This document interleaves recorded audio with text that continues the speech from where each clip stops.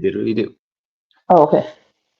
Hey everyone, how's it going? It is I, the real Randy Chavez. I'm coming at you today with a stream of OMI is my homie. One of my co-hosts, Doctor of Stuff, may or may not come on, but Crypto Rain will, my other co-host. We are here with our special guest, Tammy Hanna. Yes. Tammy, everyone, say hello to Dashy. Oh, there's Dashy. Nice. That is the Dashy. We've had Nice. we had an interesting time getting Dashy here. It was I called an Uber around 5 a.m.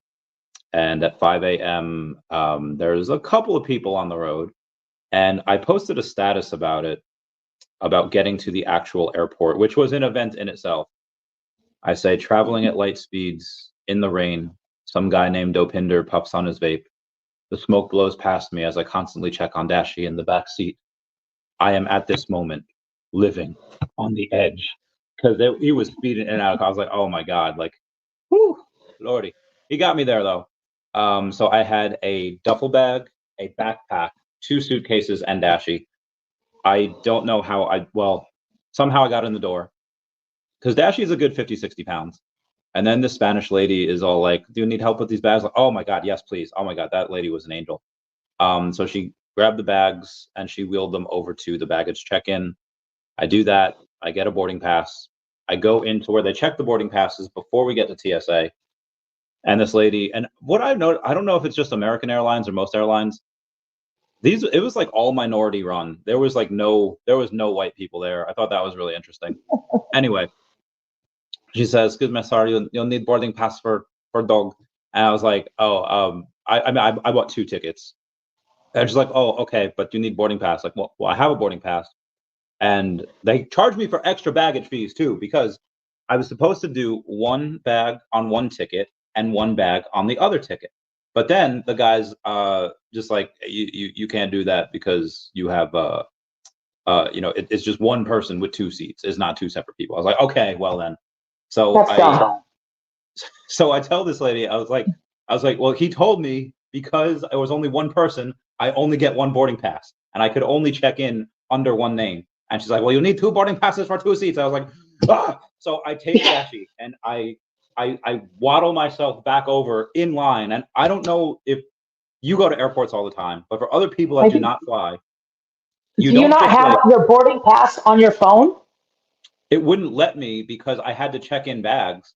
And with checking in bags, it was trying to charge me for them. And I was like, no, I got the main cabin plus with extra legroom so I could have one free bag on each ticket. And they didn't even give me that. So, but I was just worried about getting Dashy through customs. So that's why I had to. So anyway, I had to go in. And it's not like it's a straight shot and I just waddle all the way over. There's like a good 30-person line.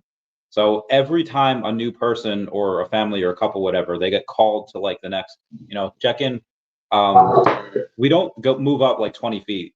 Everyone moves up like 3 feet. So I had to pick up Dashy, move 3 feet, place Dashy back down. I must have deadlifted Dashy a couple hundred times and I like farmer carried Dashy at least a mile. Because finally, when I get through TSA, they're like, "Oh, you're at gate 42. It's the other end of the airport." I was like, "Of course it is." So, not that anyone decided to help me either. That I got like a wheelchair, any wheelie things.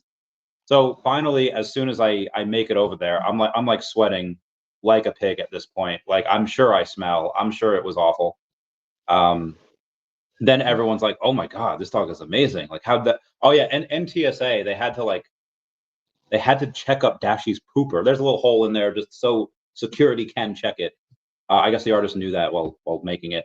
And then they defiled Dashy and they had to go up in him. And anyway, after all that, everyone's like, "Oh my god, this is beautiful!" And then they're taking pictures and the Did you pilots. have to take Dashy through the scanner, or did you walk him through the thing where you stand and put your arms up? Yeah, so he was too big for the X-ray thing. Scanner. So Okay. I had to walk through the scanner to bring Dashy to the separate TSA area, walk back through, go in, do the thing, and while they were checking, and I was like, "This is worth more than my life. Please do not drop him." And they're like, "Okay." So after they were done, I was like, all right, I got it. I was like, oh no, sir, I have to place Dashy down legally. I have to place Dashy down in front of you. You have to check to make sure we didn't damage it. And this guy's like sweating. I don't know if it's because, lifting Dashy or whatever, or I think because maybe he thought he broke something on Dashy. Diamond necklace, diamond eyes. Anyway, I was like, well, he no, wasn't it seems cheap. fine. Yeah. So he's like, it seems fine. So anyway, that was the that's how I got, and all of that I had to do in reverse when I got to Ohio. So that's. You had to do it again when you got off the plane? Well, like I didn't have to like go through security, but I had to continuously pick up Dashy to baggage claim. Yeah, and that was wild. Yeah, and I was so tired by that point. It was yeah. Well, it's good. At least you got Dashy there, and everything's good. And yeah, he's so not it's been a couple weeks since we've seen you at San Diego. What did you? What have you been getting into? Well, I just working. After I flew from San Diego, flew straight to Florida, worked 14 days, and now I'm in Arizona. Okay. I met up with Heather. Hello, Heather. Yep, met up with Heather last Friday, and I'm meeting up with her again this Friday. I think I'm going to meet up with Bam Bam while I'm home. No, I love everybody. It's just hard because, but so prior to this week, I moved to Arizona February 1st, and I'd only literally been home 21 days since February. Damn. So this time, that's why I'm not as active because I'm working a lot.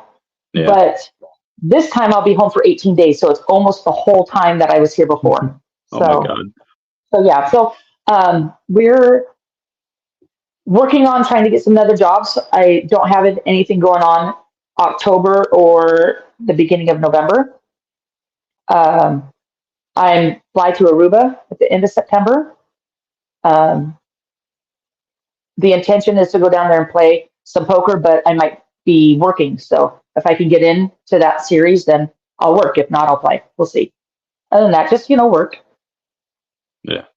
Very good. Yeah. So the title of this is Why OMI is Still Our Homie. I actually got another million today. So I'm at 191 million. Nice. There's been a lot of expenses. I know you like to pay for your vacations like 8 months in advance. So I know I do. Probably a little low on that. Have you bought any recently? And if not, I have not bought. You have not bought. I have bought anything. No, because I'm trying to, I picked up some vacations. I'm going to Aruba for 2 weeks. I'm doing a cruise in March. So I'm trying to be a responsible adult, take responsibly. Plus I've been playing a little poker when I could be investing instead, but I've been trying to, do some things, but not that I don't look at it all the time and not that I don't want more. I just have decided to do some fun stuff, just not put all in. What are some of these fun things? I'm going to Aruba. Come on. Oh yeah, when is that? That's I fly out the 25th of September and I come back on the 7th of October, I think. 7th or 8th. Nice. Yeah. Just in time for Comic-Con a few weeks later. Yes. Well, unless I pick up a job. If I pick up a job, then I got to work. But if not, I'll be at Comic-Con. Yeah, for sure. Not at Comic-Con. Well, I guess you already redeemed the gold logo for this year's no airdrop, right? Okay. Okay. So I got them. Okay. Remember when we were trying at the Airbnb, we were trying to redeem everything and some of them didn't work? Yeah. I had redeemed everything except for the golden grenade. That one hasn't. Same. I haven't been able to redeem that, and I put in a ticket. Heard back, and they said that it would take some time. After about 12 days, I think it was 11 days, I sent a response saying, "Hey, I haven't heard anything," and they said that it's because everybody's at D23. Got to give it some more time, so I'm just waiting because I tried it to redeem that. I tried it on my laptop on the web app. Tried it on my phone. With the code, I tried with the uppercase L or lowercase L, number one, any variation it could be, and it still didn't work. So yeah, same. Yeah, so I mean, I'll get it when it happens. I mean, I still have the card, but just gotta wait. Agreed. I have Yeah. yeah, I had gotten I redeemed a bunch of stuff, and then I like sold pretty much everything I had to redeem because that number 41 version 2 got Yes. minted. And Yeah. Jay Green was very cool, is very gracious, and he was like, "Hey, Oh, he is asked Jay Green me, the one that had it? yeah, he's the one that he minted it like the day before I bought it from him. Oh, wow. So it got minted. I had a couple people text me. They're like, "Hey, this just got minted." I was like, "Oh man, I don't have money for this." So I was like, "Okay, let me see what I can sell." Um, and then and then I sold a couple things, and then I was able to go in and get it. And now I'm feeling pretty good because I got it. Well, it's nice that somebody got it because we know Jay Green. I mean, he's amazing. And I don't Yeah. think that, it's not somebody that would have tried to screw you out of the deal. No, he asked me what was fair. And I was like, okay, well, for any secret rare, you have between 1.5 and 2.5x the price if it's something that's popular, which this is. Right. For a sub 100. So, but then this isn't just a sub 100. The number 41, 42, 43 are usually it's whatever someone's willing to pay, but generally you do another 2x from there.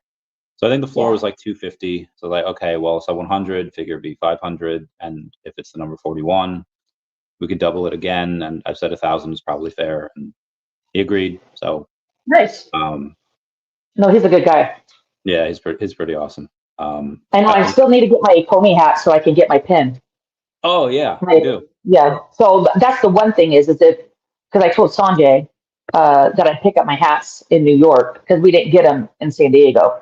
So if not, then I'll just have them ship them to me, but we'll see. Yeah, I had I mean, I started thinking like, well, what do I do if I could get if I didn't have to do this, like another thing for $1,000? I'm thinking like, okay, well, what else is there Omi. for that amount of money? Because I can't get the Spider-Man Noir. The Spider-Man Noir is that's like $1,800, $2,000, give or take. So that's a lot. And the other things is like, yeah, I probably would have cashed out and got some OMI, especially now. That's another like 2 million OMI. Like, but I needed the number 41s, I would. I don't know if I'd ever. Now that the set's finally complete, I don't know if I'd ever sell. Oh, Until the next one. please don't say that. I don't. I don't need to. But if I go and I'm able to sell some of these, or if I'm able to sell it as a set, get a nice big figure for for a headline, then I think that'd be good for VeVe. I could cash out some, get some crypto, get some more What do OMI. you think about the new collectibles that are coming out with lower mint numbers below the 41? Oh, those are great. Oh, you mean like just specifically the 21 through 40? Yeah, right. Just because it's lower than the 41. I mean, for me, Um, it doesn't really matter because I don't have any 41s. I mean, I have yeah, some 2-digit mints, but I'm not a 41 collector like Mr. 41. the people. Right? How many Yeah, does he have? I mean, a lot. So, he's got over 100 number 41s. yeah, It's it's a insane. lot. Yeah, And that's so just that kind of changes things for that. yeah. Um, I don't know how long will, because again, they only do it for stuff that's really like lower mint. Yeah. Uh, it's possible that they do this for like the next year, but I think like as that narrative changes and you see a lot more people coming in, then they won't have to do the super scarce drops anymore. They can do things that are 8,000, 10,000, 20,000. In which case they won't have the number 21s anymore. It'll just be 1 through 40. I think in the future that this will be seen as a really interesting time. Like, oh, when they did this, like wind the clocks forward 5 years from now, any new person that gets in, and by then it'll just be 41s again. Like this new person will ask, like, I see like number 21s, I see number 20, like what is that? And they'll just say like, oh, that was a time where NFTs went in the pooper, and the company had to go make some decisions on how to keep people engaged, and that was one of the things they had to temporarily. So I think they'll do really well over time. But again, it's only temporary. It's not going to be a forever thing. I think every now and then maybe they will do a super scarce drop for people that have collected X amount of sets or something for any specific license, or they could just have, if you have a certain amount of OMI in your stacker wallet, then you could get access to this. I think something like that would be cool. I agree. What about you? I agree. I know you said you didn't really have a dog in the fight, but I don't know, any predictions on how that plays out long term? I have no idea. I mean, I like the fact that people can collect. I mean, I collect what I like. I collect, um, if finances allow it, I collect lower mints. But I'm more of collecting, trying to collect what I enjoy. Which I do enjoy the Mighties, but I did not go for the drop, the last one, and I have all the Mighties except for one. Except for the Spider-Man Noir. Yeah. So prior to this last drop, I have all of them except for that one. And I haven't been watching. This is helping me get caught up. And I'll be completely honest because I've been trying to sleep and catch up. I did buy one from the store. Nothing impressive, but how did you do? This one, I got one of them. It was a common. Yeah. Because I just spent $1,000 on the number 41, right. So I just I'm done. I can't. I don't have this right now. Well, what did you think about the whole that set of Mighties? Oh, the Noir or the Groots? With the Groots. Oh, okay. So the Groots, it was. Well, one. Did you see the trailer for it? Like the video advertising the Groots? No, I didn't see anything. I'll have to go back and watch it. I think I'll be able to play that. Hang on, let's get the VeVe, and I'll see if I can. I type in VeVe, and like VeVe doesn't come up. It's like these other accounts. Okay, there we go. It looks like a trailer for like a game. I don't. Right. Well, this is like a part of the. I hate it when I do that. I'll show you part of the trailer. Okay. This is what's available on close. Yeah. So like it looks really cool, and it looks like they're in a that looks better. It looks like they're in a game. Because I'll be honest, I was not impressed when I first saw it. I was like, what? And I love the Mighties. I have them all except for Noir. But I'm like, oh well, I'm gonna have to get them. It's just it's just the way it is. But it's just, it was not my favorite. Yeah, I'll get them at some point too. The issue with this is that, I mean, one, they didn't do that well. I think they sold like $45,000-$50,000, give or take. Which is still fine. Like, I'll take it, for one day. Like, okay, that's better than any of the other NFT companies are doing. But this makes sense because, well, Groot's popular, and I see what they're doing here. Groot can he's very amiable, and he can morph himself really into anything. So this makes sense. But you're giving Groot. This is like the third appearance of Groot, and I think the only one of the characters that we haven't seen yet is Captain Marvel. All the other ones we have in the Mighties and outside the Mighties. So having a Captain Marvel one, I thought that was really cool. That was a secret rare. I don't know what they're going for right now. I know there were a couple $100. The last I looked, it was like $270, I think. That was a couple. I mean, yesterday maybe.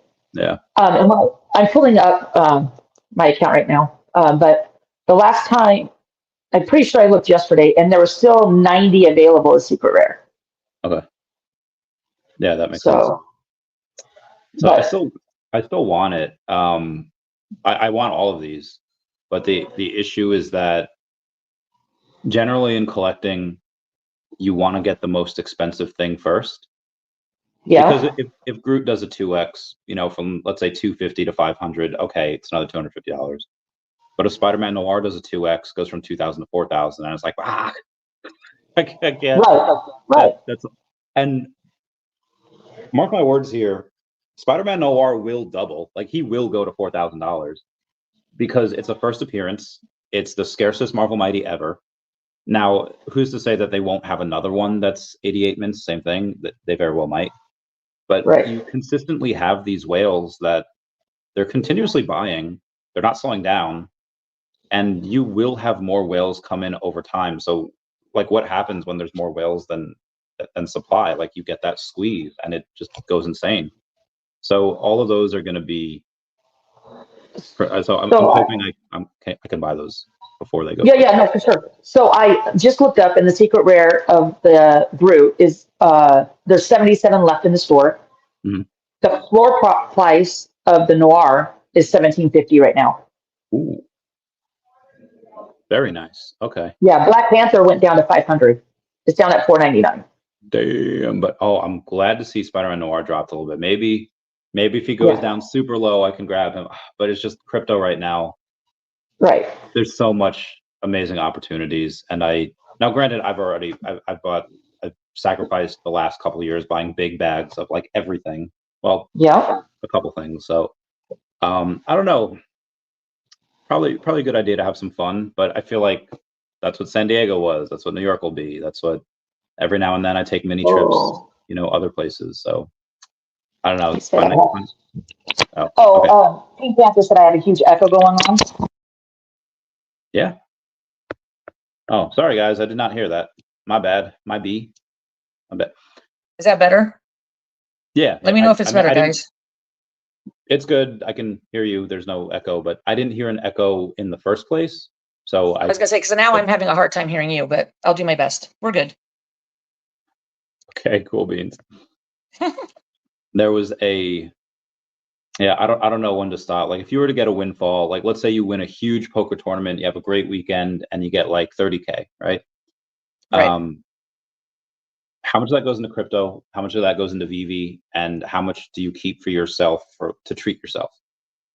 Well, like for instance, this tournament I just played in, obviously I'm not doing well because I'm here talking to you guys and not playing.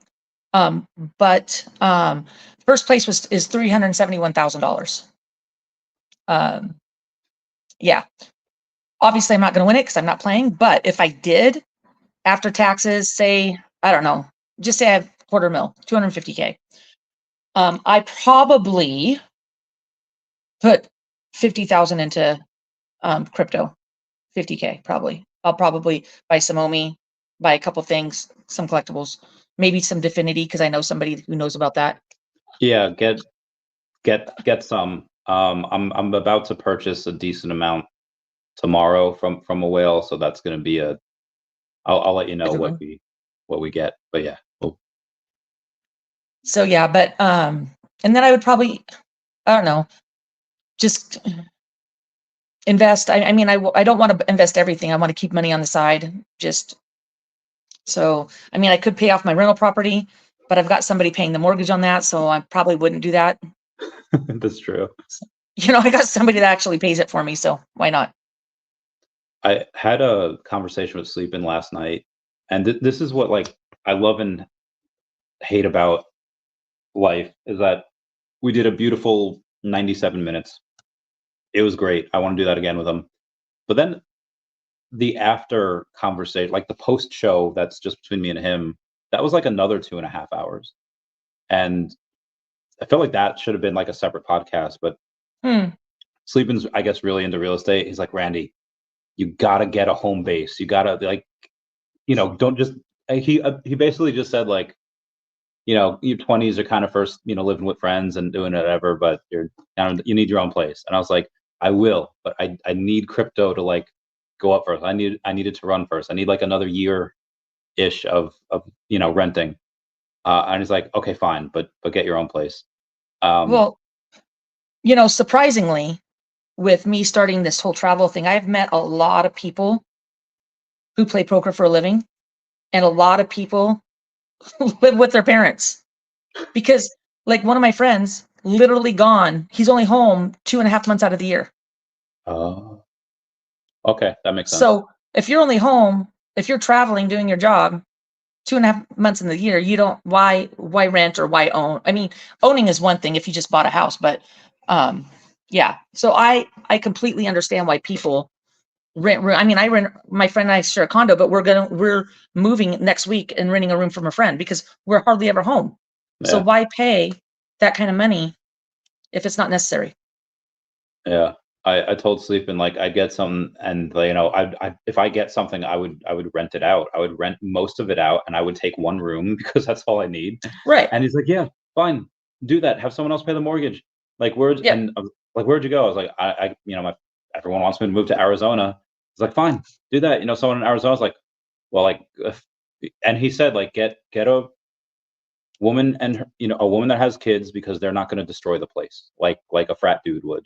And I was like, okay, fair point. I was like, well, Fam Bam has a kid, and you know, and he's like, great, get Fam Bam in, you know, charge her discounted rent because you know she's gonna pay your mortgage for you. And I was like, okay, yeah.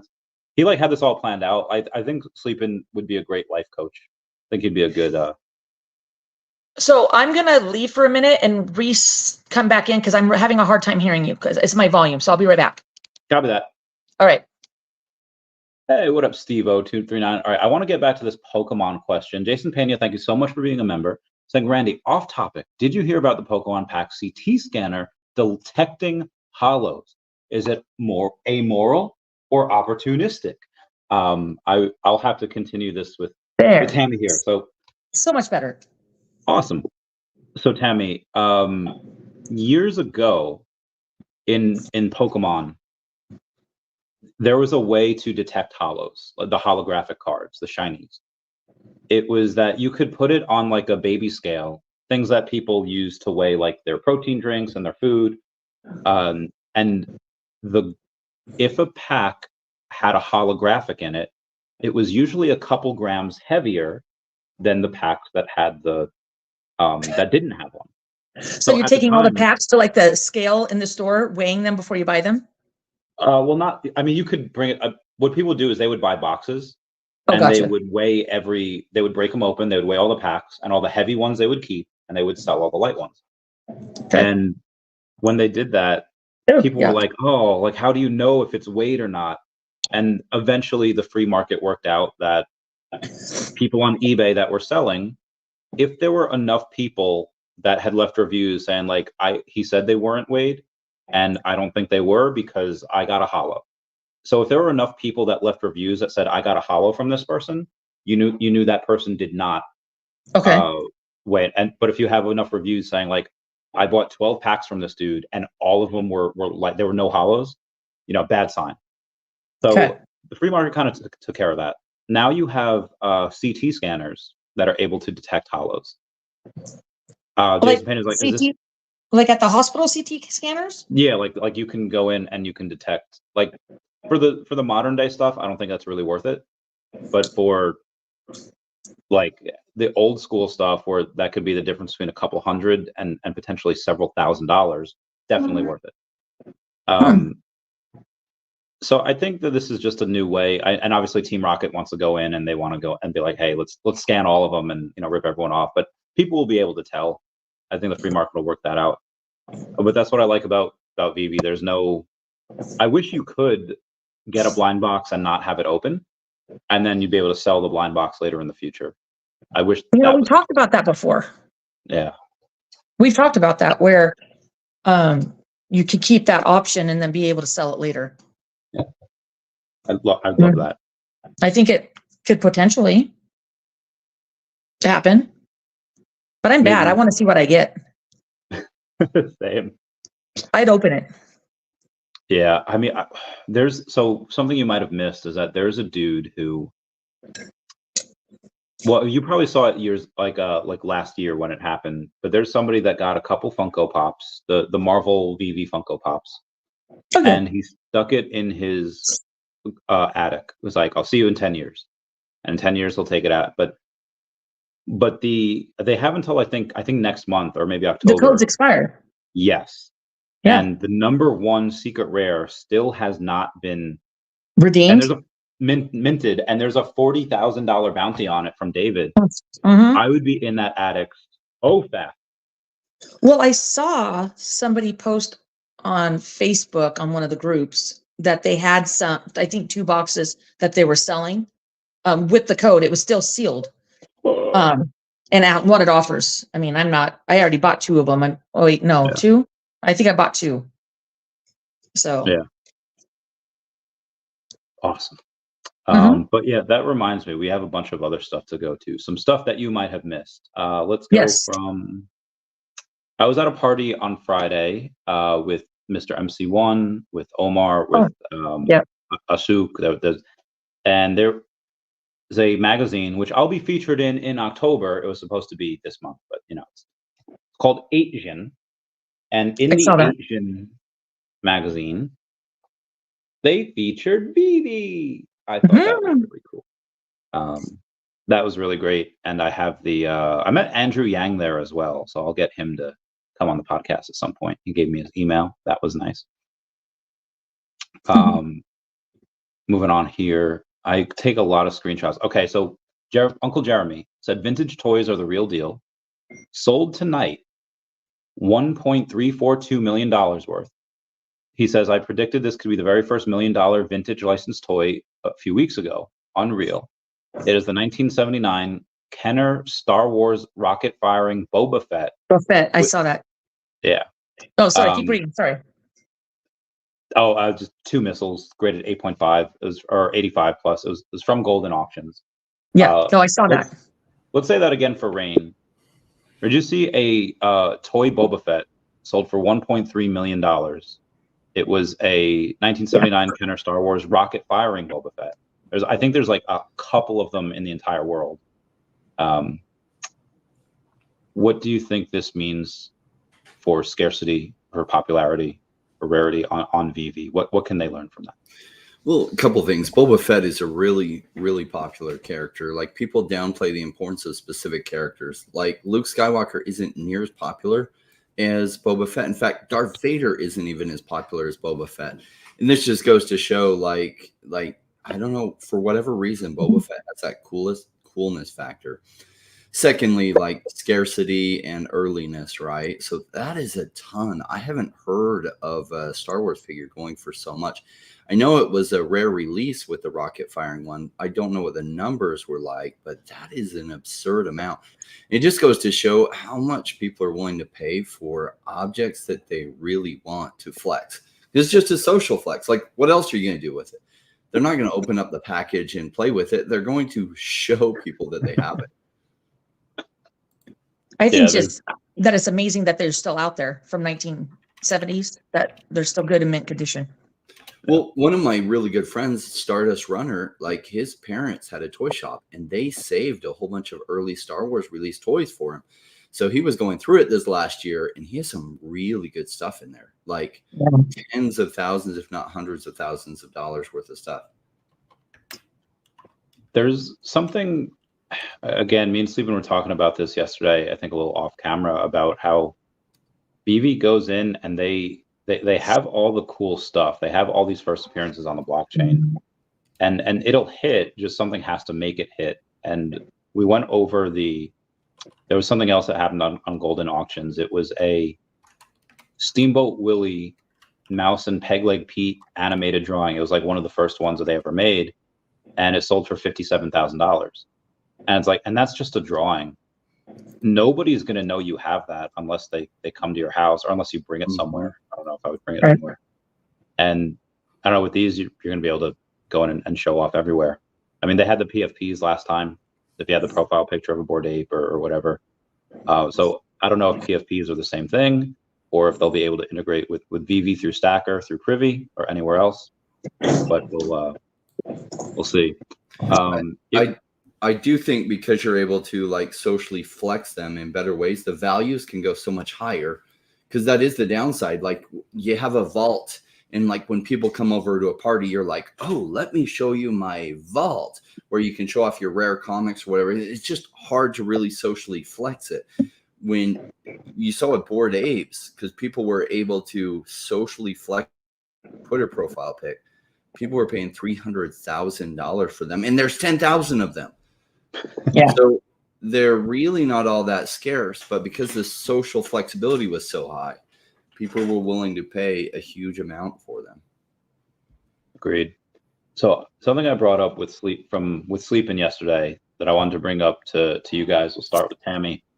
Is 2 years ago yesterday, we had a YouTube channel called WAGME, short for We're All Gonna Make It, saying, what is Recur? Is it the VeVe killer? Backed by Gary V and Hello Kitty, TMNT, Sports NFTs. And then you had Hustle and Power, another YouTuber, saying, what is the Recur Pass? Is it a VeVe killer? Hello Kitty, Rugrats, Star Trek. So in the Venn diagram, we shared a couple of licenses, but Recur and more recently DraftKings, they had a ton more money in order to do for marketing, in order to do collaborations, and both of them have since shut down. Tammy, what gets you, because most of the money in markets, at least as far as retail and shopping, is really driven by women. Yeah, men might make a little bit more of the money sometimes, but women are the ones that tend to decide where that goes because they do the shopping for the household. So what gets you spending on VeVe, and why didn't you spend really on Recur or other places? So, I thought about buying Recur. I did not. It wasn't some of the. I mean, I looked into it, but some of the demographics, the way that they looked, I didn't like it as much as I liked it on VeVe. The AR, the way I could see it, the 3D images, I just liked it a lot better than what was in Recur. And for me, I know a lot of people, not a lot, I know a few people that had the Recur, they had all of those different things. Bat cows, and I had already decided that if I was going to invest in something else, I'd have to do a lot more research, I'd have to learn. And I had already done that with VeVe, and I was okay with that decision for me. Basically because I just believed in what I was investing in. I did not believe in Recur. I didn't. I mean, I had heard so many things about Gary V, not saying that some bad, some good. I don't know him. I don't know the project. And so for me, it was just investing in something that I already believed in, which is what I did. I just chose not to participate. How about you, Rain? What do you think VeVe's secret sauce is, as opposed to that others don't have? Oh, their team. Yeah, a couple things with that. But like, I bought some Recur passes, but they just never delivered. Even the initial thing, they had some rarities that were cool. It's just hard to understand. And the big circle was like, okay, so implementation matters. So going back to the launch of the VeVe app, they had these augmented reality 3D characters that you could put on your phone, even in the early days, and you could kind of place them in the environment. And so it was way better implementation with the top level intellectual property. So it's amazing how many VeVe killers have been killed by VeVe. No, agreed. And it also, when everything's coming out and saying, is this the VeVe killer? It's an admission of who number one is, right? And VeVe continues to be number one. And so, like a lot of people, it's just funny how people are. But like, OMI's token has been punished by the bear market for forever. And I saw that God's entry put in there, the divergence that's been building up. And it really is building up. Like it pumps so high. Like OMI was one of the biggest gainers in the last bull market. And what swings too far to the upside swings too far to the downside. It's just the way it plays out. If you push a pendulum really far one way, guess what? It's going to go really far back the other way. And how far back? Sometimes you don't even know. Like it's come back crazy bad. And that's caused a lot of people to leave because the token price is cheap. And I'm like, wait, I thought you said you were here to invest. They're like, I am. Okay, so don't you want cheap? No, I want something where the action is. Don't you want something where the action is going to be, not where the action is? No, I want something where the action is. Okay, cool. You do your thing. Maybe you're right. Maybe I'm wrong on this. I mean, sometimes I get it wrong, but I'm just usually right because I'm playing the odds. And as an investor, I buy cheap and then I just wait and I try to buy where the action is going to be. And thank goodness the action still isn't here, which has allowed me to accumulate more and more OMI. And it's like, cool. If I had my perfect world, OMI would stay cheap for another 6 months. Like we did that interview with Definity, and some things are coming together really well for Definity. I was like, that'd be so amazing if DeFi ran and OMI did nothing. Because then it's like, oh, some of my DeFi plays might go like 500x, and I'd be like, take profits. And I'm like, imagine if OMI stayed this cheap. I'd be like, oh my gosh, this would be the best thing that could ever happen. And some people don't get that. They're thinking like, OMI needs to go up or I'm out of here. It's like, look, it's going to go up when it does. Like, I don't know when the narrative is going to hit. And it's somewhat dependent on that. Like David Yu is doing the things he needs to do. The VeVe team is doing the things. They are crushing their competitors. It's just this narrative hasn't hit yet. And that's okay. David, you keep doing your stuff. This narrative of digital collectibles will hit. When it does, that tidal wave is going to take VeVe. It's going to take OMI. It's going to take Flow, NFL all day, UFC strike. It's going to take them all to new highs. And all these people that were patient and bought where the action was going to be, not where it is, where it's going to be, they're going to be like reaping the rewards. And all those people that chased where the action is already at, they're going to realize the hard way why I don't do that. It's not that I haven't done that. I just don't do that anymore. I was going to say, I think we all done that at one point and another. Yeah. True. It's a painful lesson. Some people, the lesson they learn from that is, oh, crypto is bad. And it's like, no, you're just doing it wrong. Right. When you do things wrong, you get bad results. It's just the way it works in life. There's somebody that was talking before about VeVe NFTs continue to fall in value. Unfortunately, third-party solution with OMI to NFT was not well received at all. Them saying, I don't know how they say that despite it not being rolled out yet and it's only in beta, but I'll ignore that for now. And I go and basically respond and said, well, listen, whales haven't stopped buying. It seems that the only people that are new to investing sell out of good projects to chase green candles. And if VeVe is one of those things that I understand that some people say they're long-term investors because that's a smart, intelligent thing to do. But then they kind of get seduced by, they see 1 out of 1,000 traders go in and they do exceedingly well with it. But again, that's the exception, not the rule. Most people that trade, they don't do that well at it. And then when they go and they kind of get seduced by that, okay, I get it. Swing traders, can make a little bit of money. But it's these disruptive companies like VeVe are why long-term traders make such big bang on their buck. If you, over the last year or two, like CVS, Rite Aid, and Walgreens, they're all closing down a bunch of stores because they're being disrupted by the likes of like Walmart and Amazon, all these people that are getting into their retail business. And that's what VeVe's doing. Like you see a bunch of local comic stores closing. And like, why is that? Well, because everything's going digital. So Marvel saw that, they pivoted. It's like, hey, VeVe, you're all about digital. Let me give you my business so that we can continue making money together. And again, that'll hit. We just don't know when. So again, the writing's on the wall, but people just, they don't what say I it. realized is, and so like a lot of times I was in this conundrum of people when they ask me what I do, I teach people about really high risk investments that isn't right for 90% of people. And I throw in that last part because I realize everyone says they can buy low, but they really can't. Everyone says, oh, I'll be patient, I'm a long-term investor, but they really aren't. And they just get washed out. And now some are going to let it happen and then they'll learn and they'll actually become better. And some will let it happen and then they'll just blame, like me, or they'll blame someone else, even though they, went the opposite way of what I was telling them, but they won't take ownership. And that's just how some people are. Like, so it's just going to be what it's going to be. Like you can lead a horse to water, but you can't make it drink. And investment principles are hard. This is why 90% of people do mediocre to poor in crypto. 5% do okay. And the remaining 5% crush it. Well, because the rest of people can't do what the 5% that crush it does. And the 5% that crush it has a lot to do with patience.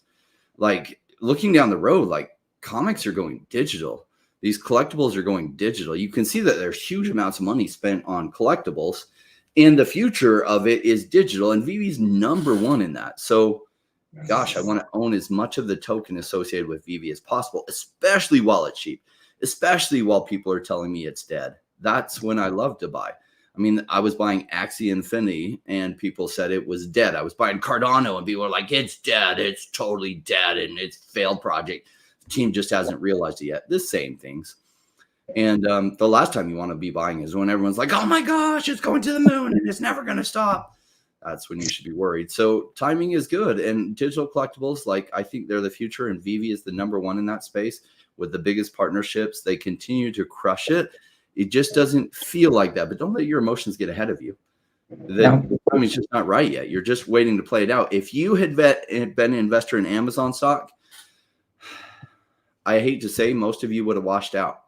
You would have sold it because it took a while, a long while. If you think 4 years is a long time, ooh, Amazon took 3 times crush it. And so like you would have washed out. So like 4 years in crypto, it like is the shortest time period anyone's ever had to wait to have an investment possibly go massively well for them. And yet some people like 4 years is way, way, way too long for them. And that's why I was just, I mean, what do people consider long-term? I just realized that yesterday was my 3-year anniversary for VeVe. Nice. Not Ecomi, because I bought OMI before I ever got into the app. Okay. But I was just thinking, God, that's 3 years. Well, for me, I can consider myself long-term, but I mean, in the stock world, that's like 30 years. So I'm happy with my 4 to 5 years. Yeah. Yeah. There is something, sorry, go ahead. Well, we're super blessed. Normally when you're making early stage business investments, one of the challenges people have when they come into crypto is they have no background in early stage business investment. And they don't realize usually it takes about 10 to 12 years for your potential returns to really play out. And that the failure rate is really, really high. The failure rate is like 70%. If you're lucky, 10% of what you invest in becomes like a home run. So in crypto space, because we have this run that happens every 4 years, ultimately the project you're investing in might not even make it. But if it just makes it to the next bull run and you can take massive profits on that, this is the type of environment that investors have better chance of hitting home runs than any time in history in a shorter span of time, which is why I go crazy about crypto. I'm like, this is the opportunity I've waited for my whole life. And when people don't get it, I just kind of like, darn, like I wish I could explain it to them better, but I'm not going to try to make them drink. But they are missing something and they will regret it for the rest of their lives when they see those who get it, the kind of returns that we're really going to make. And it's nice. I had one cycle to make some returns so people can say, okay, yeah, he does know what he's doing and what he's doing does work. That's nothing compared to what this next cycle is going to do as it kind of perfected and learned some additional lessons and learned a little bit better what to invest in. The returns myself, and I believe a lot of the audience are going to get in this coming bull run, are going to be crazy. And other people will be like dumbfounded with, wait, you did what? You made how much? Oh, you're lucky. I'll be like, lucky. What are you talking? Luck. Yes, there's a percentage of luck in that. Lucky often means recognizing the opportunity when it's there and not just dismissing it. So if that's your definition of luck, okay, then, we're all lucky because we recognize the opportunity for what it was and we took the right actions. So I have a question for someone who is not my girlfriend. Sorry, I couldn't help but laugh. That's very sweet. No, Fam Bam, Tammy, and Lori Brenner protect me like mother hens from the dirty milks that are out there that want my seed. Anyway, I made a video the other day. I think it was a live stream. And I talked about one of VeVe's follies. And I feel like a Jerry for being on this side, but it's one thing that I'll just never let go of. VeVe had posted the other day saying, explore the wonders of our solar system with the views of our planets, digital collectibles from the United States Postal Service, featuring stunning digital stamp art of the 8 planets. Yeah. They had the perfect opportunity to correct the travesty of justice that NASA and everybody else had be placed on us, saying that Pluto was no longer a planet. I will die on that hill that they are. Tammy, what do you think about that horrendous miscarriage of justice? I think it doesn't matter. If you want it to be a planet, be it a planet. This is why Don't we're flip not me off. girlfriend. I can't be his girlfriend. I don't. In the same way that Muriel Finster told Principal Prickly that she could never be with a man that doesn't love recess, I could never be with someone that doesn't think Pluto is a planet. I never said I didn't think Pluto was a planet. You said it didn't matter to you. It's the same thing. I said it. I do think it's a planet. What I'm saying is that it's not that it really doesn't affect Look at how me. she backpedals. This is No, why I, Randy I Chavez, just- is the I'm perfect just choice saying- for governor. Now, if of I was an VeVe. astronomer or something like that, then I'd probably have more of an opinion. But it doesn't affect my everyday life, so it doesn't. I mean, no, I believe it's a planet, but doesn't mean that that's what other people. I'm sorry, I'm still laughing at that lovely. Rain, what are Love your it. thoughts? You know, I have a lot of thoughts on business investment. Astrology, not so much. It's a platonic friendship. That's amazing. Love it. Very good friend. We're very I good love friends. this game. Oh, this is funny. Ugh. Oh goodness. All right. That's fine. Sorry, Rain, what were you saying? Sorry. I don't have a lot of opinions on astrology subjects. Correct. I do want to have. I mean, I don't think National Geographic has. I mean, maybe it's had a space magazine, but if we have Disney, we have Nat Geo. They have 230 something million followers on Instagram, and I'd like to tap into that. Can we get like Nat Geo covers? Like if we have comics and we have now manga, let's get that. Let's get some cool covers. I mean, if there's a Einstein paper in which he wrote on his unified field theory, sold for $23,000. If that can get that, I think a well-placed, scarce National Geographic cover on the blockchain would do pretty well. I know my seventh grade science teacher would have buy, especially if it had some of the Amazonian women that were topless on it. He seemed to like those ones. I had the seventh grade teacher. I think her name was Miss Kowalczyk. She was really cool. She was young. She was passionate. She was blonde. I had a little crush on her. Anyway, Well, we know you like older women, so. Fair point. Good.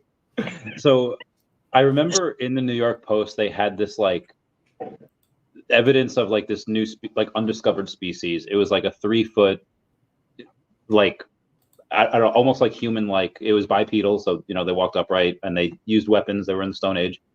But in the New York Post, they had drawn what it might look like, and it had shown its brown peen in all its glory.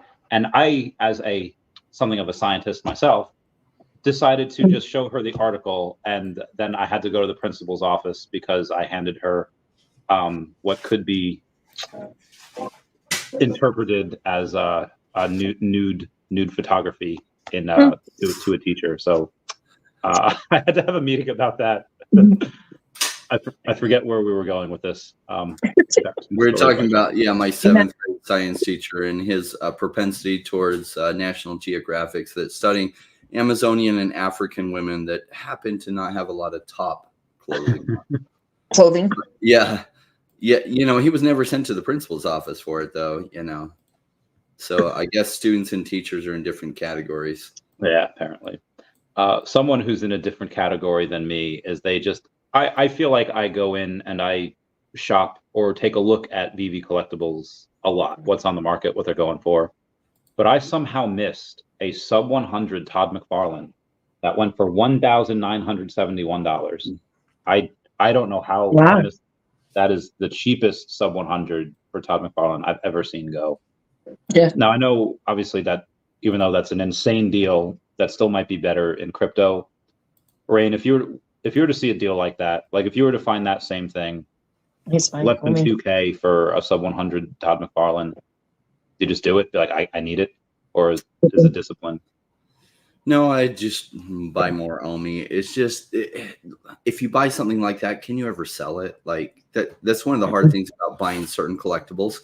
No. Is like, can you really sell it? Are you going to be able to part with it? So is it really an investment, or was it just like a flex piece? And like, I'm all for flex pieces, but I'm all for flex pieces. So the way I think about it is investment can get you a really high net worth. Use that net worth to buy cash flowing assets that provide so much cash that you have trouble spending it all. So then buy your flex pieces, but don't buy your flex pieces yet. Yeah. That's my take on it. I'm patient with that, right? Because I want my flex pieces to be like, well, the money coming in, so much money coming in per month that it's like having a hard time spending it. That's what I look forward to. And that's the future that I'm working towards. So it's like, am I going to put that much into Todd McFarlane that I probably can't sell now? It's not time for that. Maybe down the road. Very demure, very mindful. Thank you for that. Have you guys taken a look at the VeVe Comics website recently? Nope. I haven't even, I'll be transparent. I haven't bought any comics off of the new website. I don't do well with change. Oh, yeah, same. Don't do well with change. So, which is why I really need to learn Stacker for the OMI to NFT thing so I can figure that out. I got to take some time into that, but right now I'm just so busy with work and whatnot that it's been difficult for me. I feel you. Same. We have a little bit of fun. I don't, at this point, I feel like if anyone's ever read World Weekly News, it was one of those like tabloids years ago that clearly, like it was one of the articles was about this man had bullets coming out of his face, like his sweat pores shot bullets. So it was clearly fake news, but they were fun to read. The whole newspaper was like $1 every article that came out. But I feel like people they know that all those stories are fake in the same way that there's this one person that tends to throw up a lot, like I think almost all fake news. I don't think I've ever seen anything true. And they said that David Yu is printing free tokens without having to buy them. He uses a null address to mint them and burn new tokens. In this way, OMI is very inflationary. If it were a country's currency, it'd be worse in the world, it'd be Venezuela. Obviously, this person is Richard 253800490, that person. Obviously, this is very easily debunked. I think it got debunked in the first couple seconds. This is something that obviously is very easy to spot, but every now and then you have somebody that goes on and they put something when they phrase it like a question or a concern, and then they put something and they just frame it like it's real, but it's not. How do you guys go and spot those? Do you guys just ignore that? How do you spot those types of people? Whenever I see stuff like that on Facebook, not Instagram, but X, I don't engage. For me, I just feel that engaging in that it's not going to benefit me. It's not going to benefit anyone. They're going to believe what they want to believe, and I believe what I want to believe, which is why I surround myself with like-minded people. So for me personally, I don't engage. I just ignore. I keep going on. What about you, Rain? Well, there's a beauty to having like free exchange of ideas that anyone can have a voice. And there's a downside because anyone can have a voice, some people share their voice and, just don't know anything of value. And so over time in this world, you learn that you've got to screen what kind of information you're going to intake. So it's like if you're intaking information from idiots and taking it as real, it's going to mess up your future. You're taking action off of bad data from sometimes people with bad intentions. So a lot of life doing well is screening what kind of information you're going to listen to and then acting on that. I mean, a good way to tell is never take advice from somebody that doesn't have the lifestyle that you're working for. Yeah. Right. So it's like if somebody, I don't know, doesn't know what the hell they're talking about, like some broke person's like, oh, you really should invest your money and you should buy Ford stock. And it's like, cool.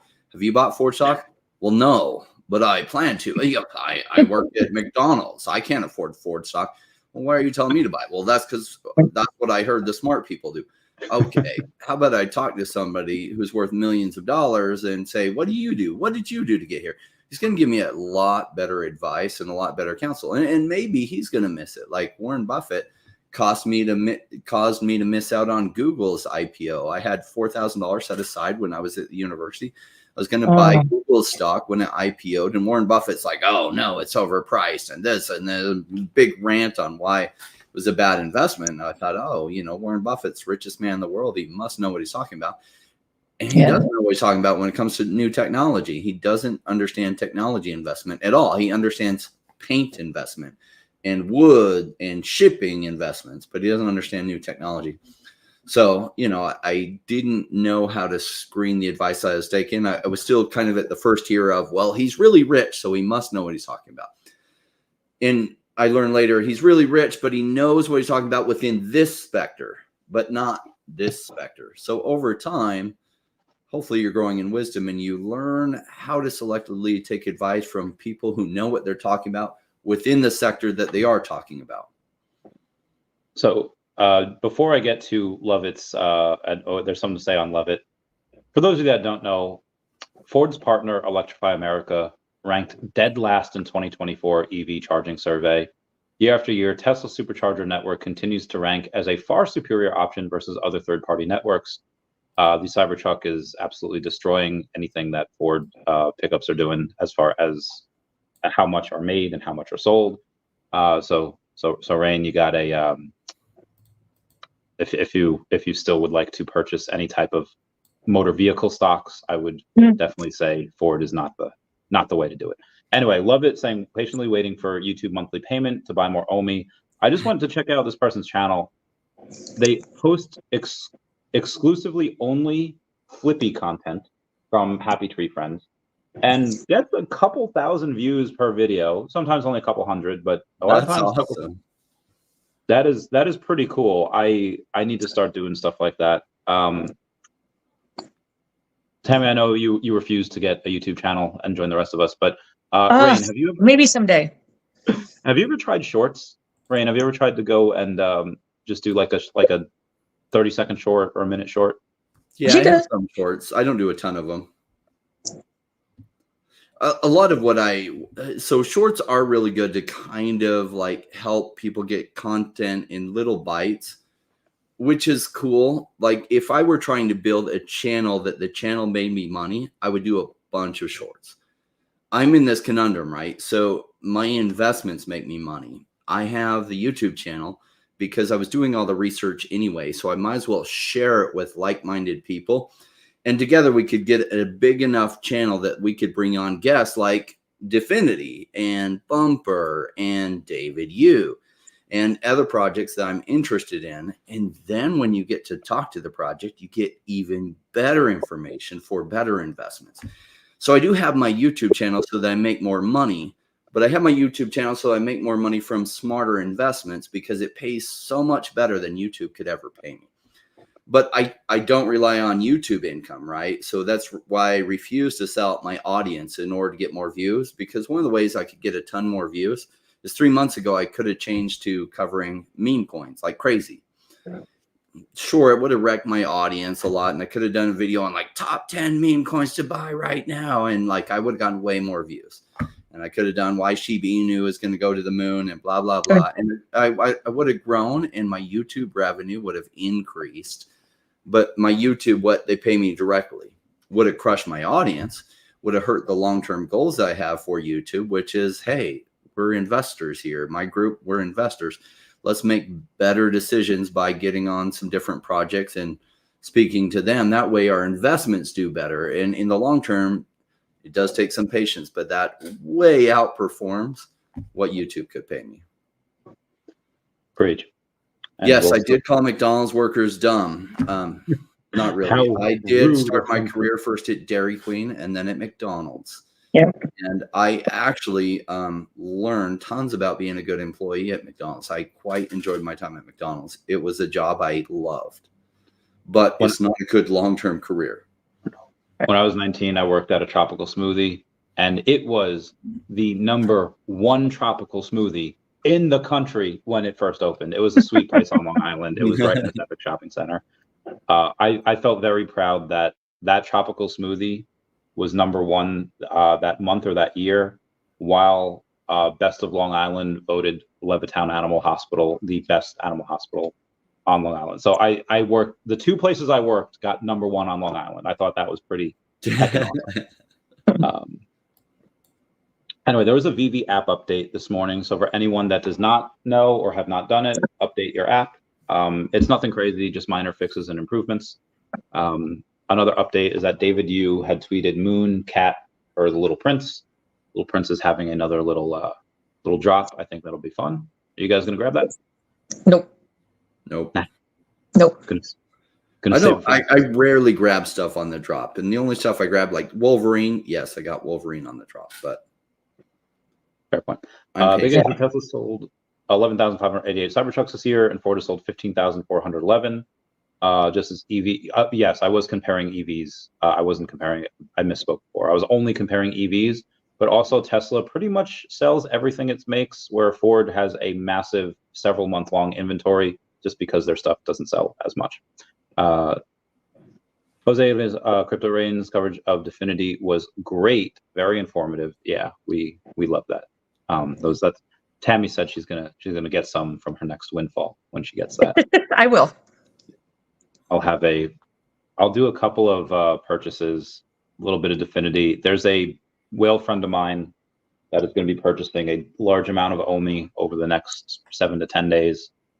I'll help him start buying tomorrow. I'll keep you all posted how that goes.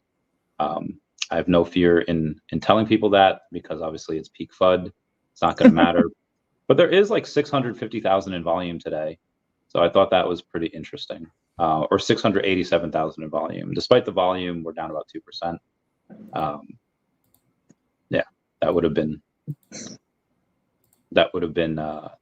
nice to know, nice to have at the 3.9 that we were at before. I got 1 million there, which was cool. So I'm up a little bit. Nice. Moving on. I don't know if you know the OMI veterans. I've just learned of this channel myself, saying we're excited to announce a global giveaway for the OMI veterans community. One lucky winner will receive this exclusive OMI New Era hat. So go to them. I told one of the people that I would give them a shout out. That was Eddie Brown. Eddie Brown comes here. It's known as Fast Eddie. Nice. As far as Bit4X, we did have an update there. Foster Hilt says they have been periodically processing withdrawals for other tokens, but there have been no OMI token withdrawals in over a week. So hopefully, as the other ones get done, we'll get some later this week. Rain, did you get yours out yet?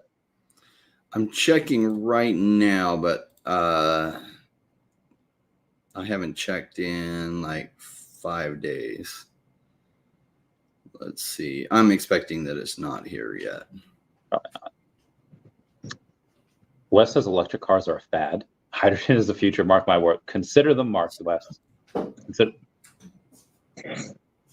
It didn't come in. It'd be interesting to see if electric cars stay. If Elon Musk weren't behind developing them, I just don't think it would make it. But because he's improving batteries so much and he's reducing the cost of producing stable batteries so much over time, maybe they do stick around. I haven't been bullish on them, but gosh, if it weren't Elon Musk, I would not be bullish on them at all. Yeah. Being Elon Musk, I have a hard time betting against Elon Musk. He just finds a way to make things that shouldn't happen. Smartest person in the world. There's a guy named, I think, Sandy Monroe. He's a engineer, and he every single new Tesla that's made, he gets one, and he does these in-depth breakdowns, and he explains very simply, like, hey, this is how this works, and it's great, very educational. But there are some things, like certain batteries, he's like, I don't know how they did this. Like, it's right in front of me and I'm looking at it. I don't know how this is possible. Again, one of the smartest men in the world. I would not bet against him either. Yeah. Ooh, all right. Ernie's home. Ernie, you guys met Ernie over in San Mini Diego. Whale Week in San Diego. How did New York. Oh yeah, New York. How do y'all like him? Oh, he's a sweetheart. He's awesome. No, he's a sweetheart. Yeah, he's great. So there is a rumor. I can't wait until we all go to Columbia. Yeah, we all want to go, and I think all of us want to go for different reasons, but yeah, we want to go. Yeah. And get We all want to go for different reasons. I'm going to get a We do. Brazilian butt lift there. Not really. I would love to get I don't know if they do it well. I'd love to get calf implants. It doesn't matter what I do; they just don't. Calf, yeah. I'm going to get some dental work, get my teeth perfect. I'm going to get that $1 million smile like that Matthew, the comic who's super funny and politically. Oh, Matt Rife. Oh, Tammy loves Matt Rife. Yeah, his smile. If you saw his smile from like 8 years ago, I don't love him like I'm in love with him. I love the comedy. He's funny. It's okay to be in love with Matt Rife. Half of the female population is. I am happy. I think she wants to be Matt Rife's girlfriend. Still not his girlfriend though. It's okay. Most women I know thoroughly love Matt Rife and his perfect jawline. Anyway, there are some rumors here that Kamala Harris had tapped Gary Gensler and promised him the Treasury Secretary position. And then there's someone named Dennis Porter that said that was debunked. But I don't know which to believe right now. Do any of y'all have insight? Have y'all heard or looked into that? Nope. I just have some speculation there. So, like Gary Gensler was appointed mostly by what's her name, the anti-crypto army gal. What's her name? Elizabeth Warren. And Elizabeth Warren recently came over and endorsed Kamala Harris, but that comes with some strings.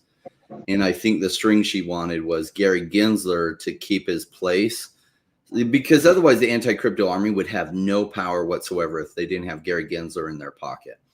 And so who knows? Like Kamala has to win first. I don't know. They pull the rabbit out of the hat with Biden. Who knows if they can do that again? But she cannot get more than 1,200 people to show up to a rally, and probably half of those people are paid. Like she's just so uninspiring. So going back to Obama, like the thing, whether you like him or hate him, inspiring for sure. People showed up because they loved him.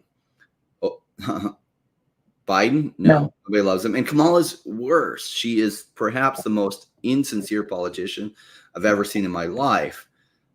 She's just not likable, right? And like she was even on something, and she's like, "We gotta stay woke. We all need to stay woke." And you're looking at the host that believe in her side, and their face just showed like disgust, like, "Oh my gosh, can we not put out a better candidate?" I don't know. Can the Democrat Party? I guess they can't put out a better candidate. I don't know. Like she's just not likable. Doesn't mean she can't win. Who knows? Biden won. But so who knows? We'll see how it plays out. But I do expect that if she wins, that it'll be the same with the SEC. They'll probably put somebody even worse in charge of the SEC and promote him to Treasury Secretary. He did exactly what the Biden administration asked him to do. Yeah. One of my favorite thing that the Dems have, I mean, it's horrible, but it shows how kind of crafty they are and how savage they are. They posted a picture online of Kamala at like this rally she was supposedly at, and it looked like it had several hundred people there. And no one thought anything of the wiser until someone looked at the aircraft, and on the reflection of the aircraft, there were no people there. And they had put AI like to make it look like it was there. I was like, that is amazing. Like, they didn't get away with it, but that was just so like they did that. I was like, this is how bad they want to win. Like this is. They believe reality is what they can convince people to believe, not that they don't believe reality is like reality. They're like reality is irrelevant. Reality is what we say it is. So no, Kamala Harris doesn't turn out 20,000 people easily. I don't know what you're reading. She can barely turn out 2,500 people. Like her rallies are not well attended. There's not like a lot of the people saying she's awesome. Bullshit. Where are the people? Why are people not showing up? She's not a very likable candidate. That doesn't mean she can't win. It just means people won't go see her in person because they don't care.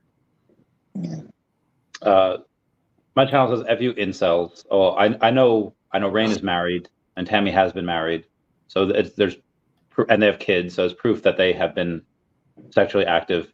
I myself, though, it has been purported that I am a virgin, so maybe that it is possible that you are 1 for 3 on this my channel. I can't confirm or deny. But that is, you're struggling a little bit in your worldviews, my channel. You were saying that Elon Musk is destroying Tesla. You might not know the history of Tesla, but Tesla was totally failing, and Elon Musk bought it and turned it into something. So Tesla was dead, and he made it something. So how you could say he's destroying it?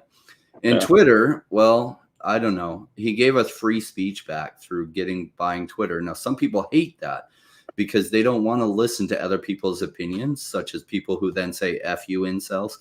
Aren't very good at listening to opinions that they don't agree with without turning vitriolic. Cool. You shouldn't be here. Stay off of Twitter. It's not your place because you're going to be forced to deal with opinions contrary to your own, and you're probably not in a place that you're ready for that. I find it fun that people. I just read. I'm sorry. I just read Big A's. So in the poker world, because that's kind of my life. There's a rule. No religion, no politics. I'm just saying. We don't talk. No religion, no politics. Oh my goodness. I love bringing that up at the table. I know you do. I know. I know. It gets in other people's heads. Like when people are like confused, and I'll be like, I don't know. If it's like a bunch of, it depends how they talk. I'll be like, so how y'all feel about minorities? Or I'll be like, so who else is voting MAGA? And they just, it like distracts them from what they're trying to do. And sometimes it works and sometimes it doesn't, but that's fun. Yeah. No, I got you. I hear you. That's funny. It's a good time. So how do we, now let's pretend that Ravi Krishna Pillai is Dashy. So we'll now refer to this person as Dashy. If Dashy came out and said that Dashy had 20 million and sold 10 already, and has the idea in his head that it's not going anywhere, what advice would we give to Dashy? Sit and watch and learn. Wait. Yeah. I mean, you're going to see how it plays out, and you're going to learn that, wow, you were right, or you're going to learn that, wow, you were wrong.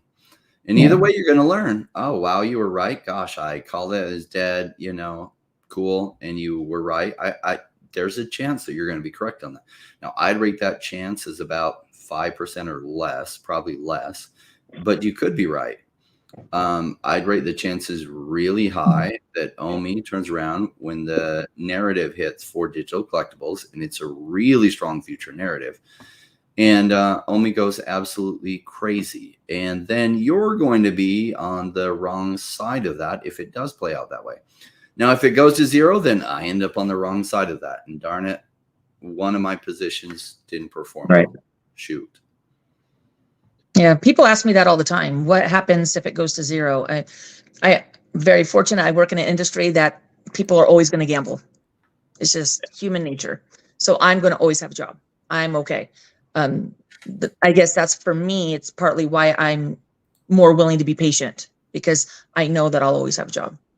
Not that I always want to work, because that is not the case, but professional gambler, and professional gamblers aren't truly gambling. They're playing the odds.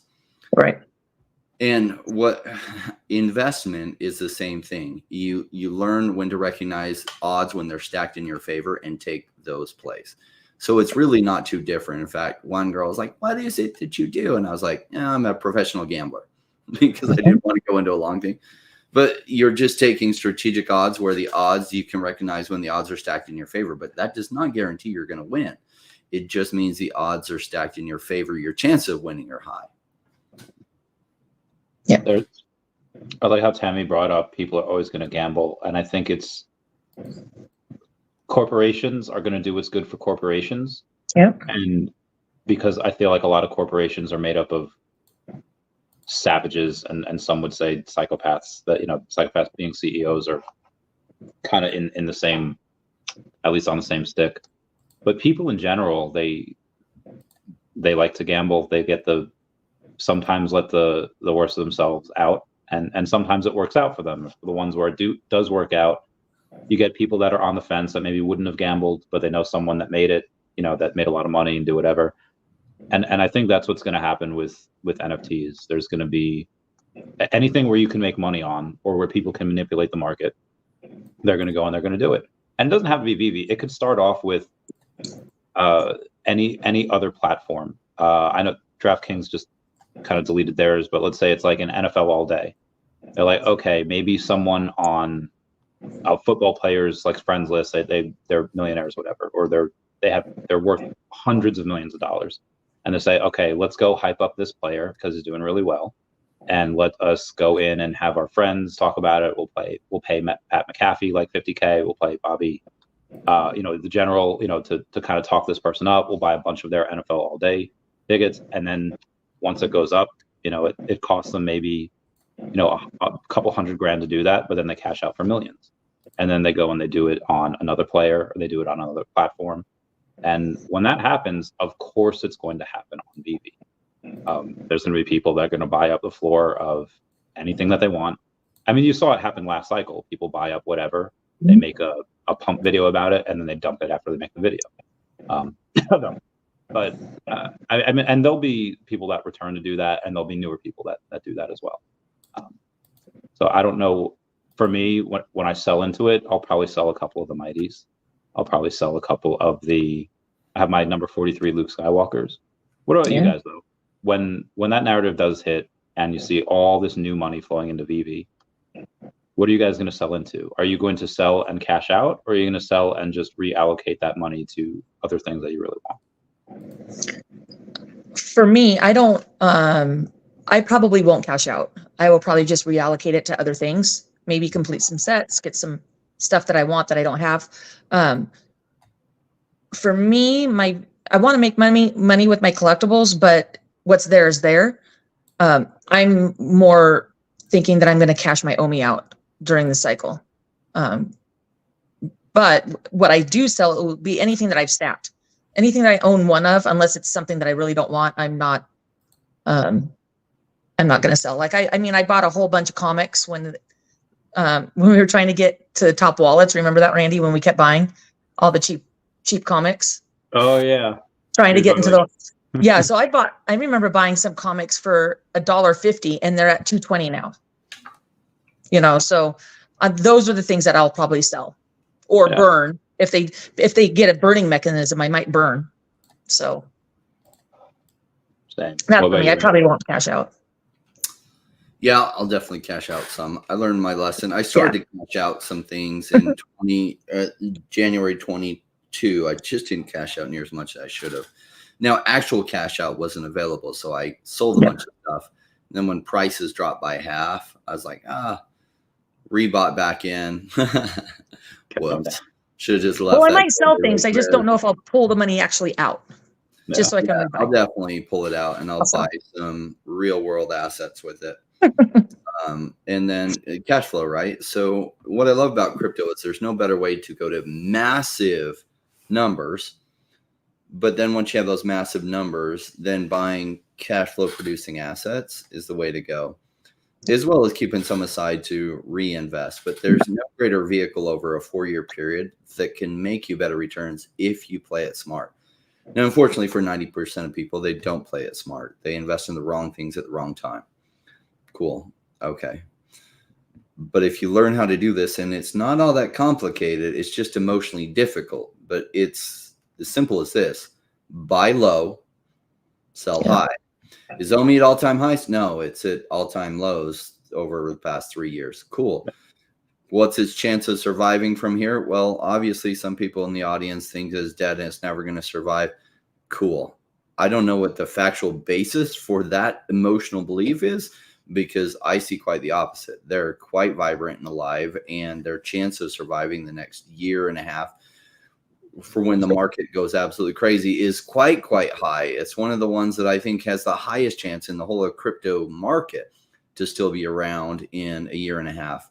And so that's a bet that I've taken very large bets on that OMI VeVe will still be alive in a year and a half. And therefore, if the digital collectibles narrative comes, then the OMI token likely will go crazy.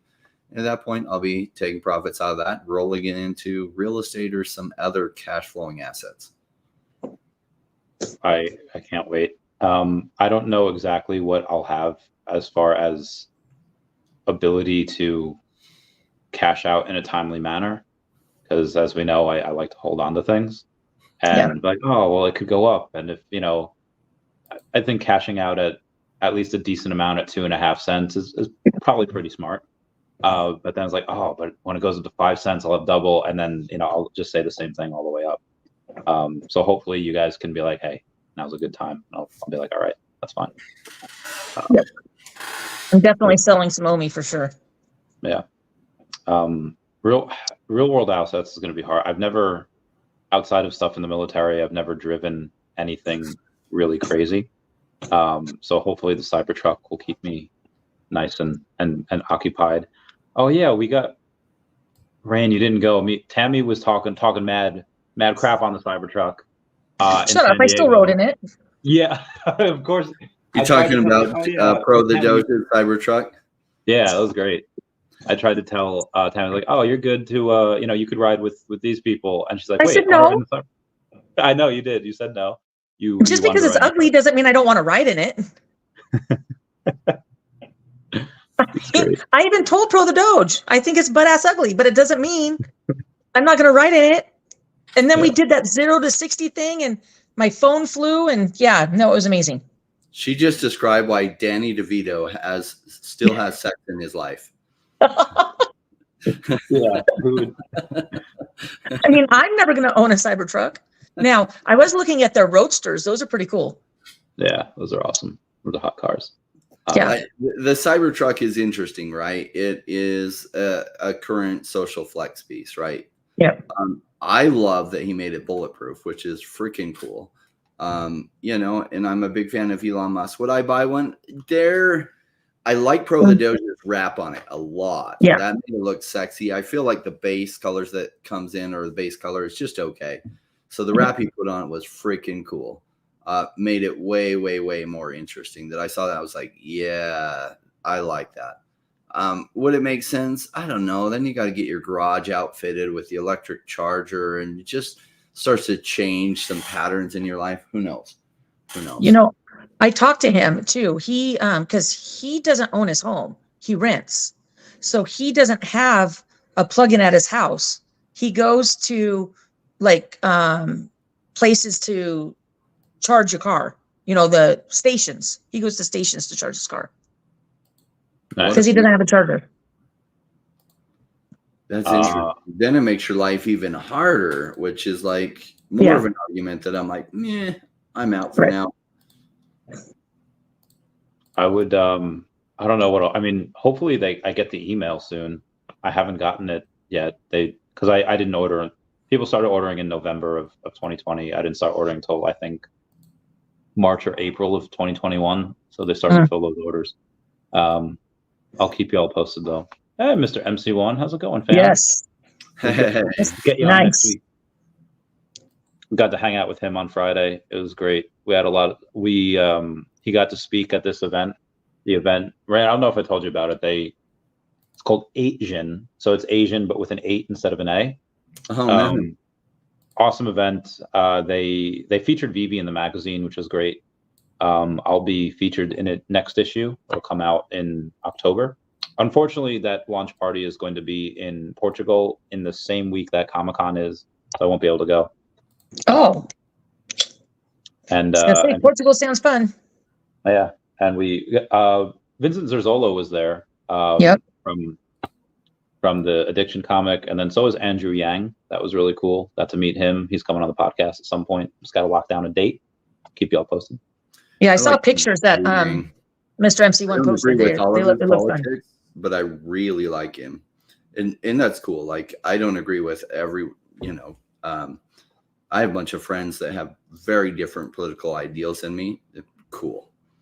They're actually the funnest to talk to about politics. Mm-hmm. Nice.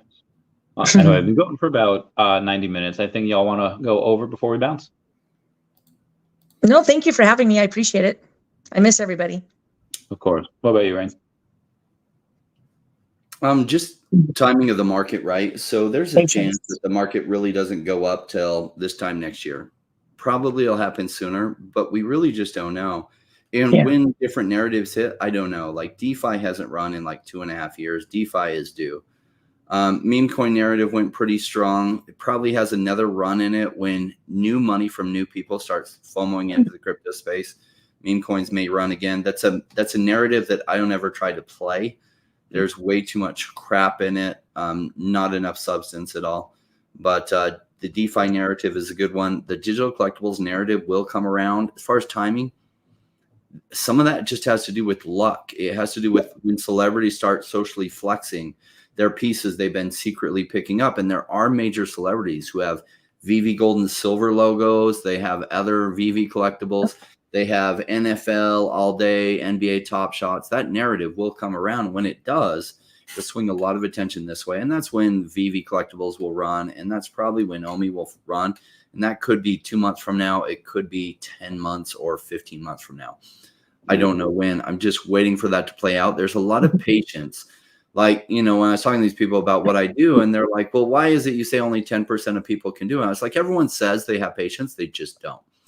They can't wait it out. And like 4 years is the shortest investment cycle I've ever seen in any investment vehicle for forever. And I've been investing for 25 years. So I'm familiar with a lot of different investment vehicles. 4 years is the life cycle of crypto, and 4 years is very, very, very short. Real estate cycle is 17 to 21 years from top to the next top. So like 4 years, if it's too long for somebody to wait, it doesn't get any shorter than that. In fact, it doesn't usually get this short. But 90% of people just can't wait that out. They need enough people reinforcing that what they're doing. So like when it goes really, really down and they see people like in the comments saying, oh my gosh, OMI is dead. They're like, uh-oh, what if it is dead? Oh my gosh, people are saying it's dead. I better get out. And then they do end up selling the bottom, essentially. Yeah. Instead of buying more at really cheap prices, they look around. Like if you want some good FUD, go to CoinMarketCap, look at the OMI token, look at the right-hand column and all the people saying OMI is dead. Now, all broke and haven't made a good investment to effing save their life, but listen to them if that's what you want. Or you can counter trade the general sentiment, because if you were to simply boil down what I do, I just counter trade what the general sentiment is. So I bought Cardano when everyone said it was dead. I bought Axie Infinity when everyone said this blockchain gaming idea is stupid. It'll never happen. The game's not even launched yet. A lot of NFL all day, NBA Top Shots. About what the F is that? Nobody's even heard of it. And it's the NBA license. They could have done a better job to market it. Nobody even knows about it. So all these things that went over 100x, I bought OMI at the, at the pre-sale. So like all these things that went over 100x, they didn't, everybody wasn't talking about them. They were risky, but they had strong fundamental reasons why I thought this has a good chance of surviving. And guess what? They went up over 100x. But I definitely didn't look at what Joe Schmo from CoinMarketCap says about what he thinks the future of OMI's token is going to do. Why? In fact, I like looking there just so I can see that the general sentiment, which is almost always wrong in life, is like saying how shitty it is. That's actually kind of makes me feel better. Like, okay, cool. I am doing the right thing because I'm doing the opposite of what those guys are doing. Like my mentor in real estate investment was worth $200 million. And I just absorbed as much of this guy's time as I could. And he said, like, literally, he's like, you want the quickest, shortest way to get rich in life. Just find out what 95% of people are doing and do the opposite of that. And you'll be rich within 2 decades. And with crypto, it's even faster. So find out what 95% of people are doing and do the opposite of that. And you'll probably do really well. So 95% of people are saying OMI is dead and that meme coins are the place to be. Okay. So I hear that a lot. Cool. Yeah. And let's not forget that about a year ago, no, I'm sorry. It was about maybe 2 years ago. Paul Barron had put Recur in his top 10 projects that you should get into and invest in. Meanwhile, about the same time that he said, you know, if VeVe was dead. Yeah. God, it's Great been time. 2 years. That's when he put it in his top 10. Yeah. 'Cause this time last year, it was, I think they had declared bankruptcy and they were done. So it had to be 2 years ago. Amazing how time flies when you're having fun. Great times. Anyway, Great let's talk times. off camera for a bit. Thank you all for coming. Everyone say bye-bye to Dashy. Bye-bye, Dashy. Bye-bye.